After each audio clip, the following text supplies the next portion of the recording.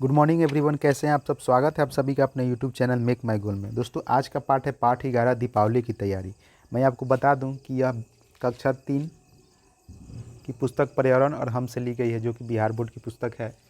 ये उन बच्चों के लिए इम्पोर्टेंट है जो कक्षा 3 में पढ़ते हैं, और उनके लिए भी इम्पोर्टेंट है जो बिहार में टीचर बनने के लिए तैयारी कर रहे हैं, बीटेड के लिए तैयारी कर रहे हैं, उनके लिए भी ये इम्पोर्टेंट है।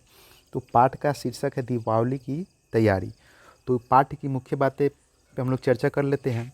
इस पाठ में दीपावली त्योहारों में होने वाली साफ सफाई, घर को सजाना, रंगोली बनाना, दिए जलाना आदि की चर्चा की गई है। इस पाठ में घर से निकलने वाले कचरे आदि की भी चर्चा है। हम बाज़ार से क्या क्या खरीदते हैं, इन बातों की भी चर्चा की गई है। ठीक है, यानी कि आमतौर पे आप दीपावली में जो जो काम करते हैं उसकी चर्चा इस पे की गई है। तो चलिए, पिक्चर में देख सकते हैं यहाँ पे साफ़ सफाई हो रही। तो चलिए पाठ की तरफ बढ़ते हैं।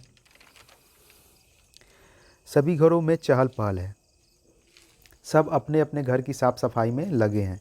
दीपावली में अब 2 दिन ही बचे हैं।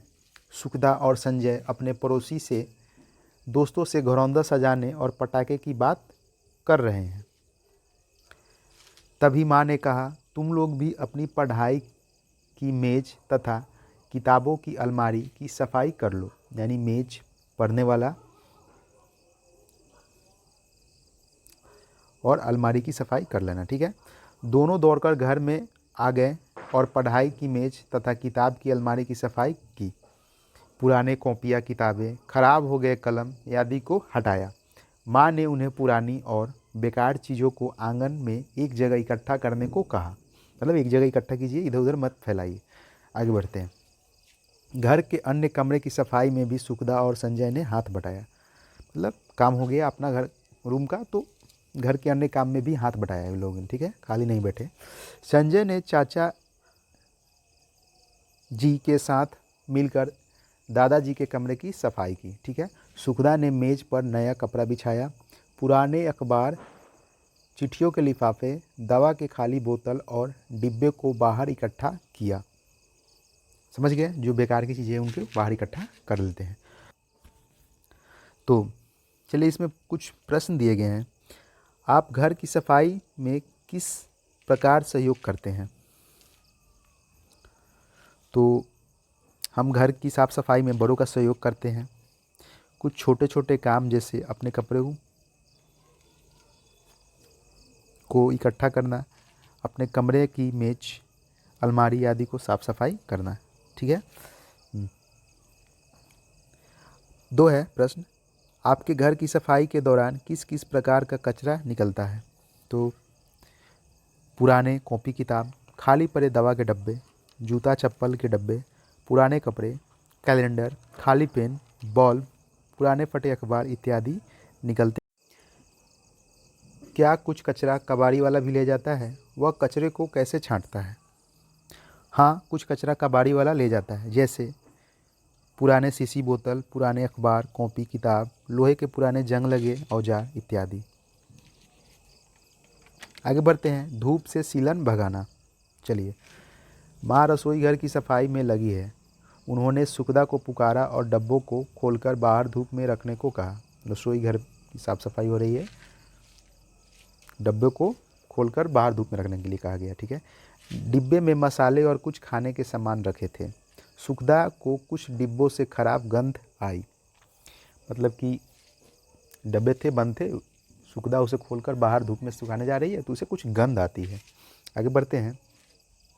माँ ने बताया, बरसात के दिनों में खाने पीने की चीज़ें अक्सर खराब हो जाती है, उन्हें धूप लगाने की ज़रूरत होती है।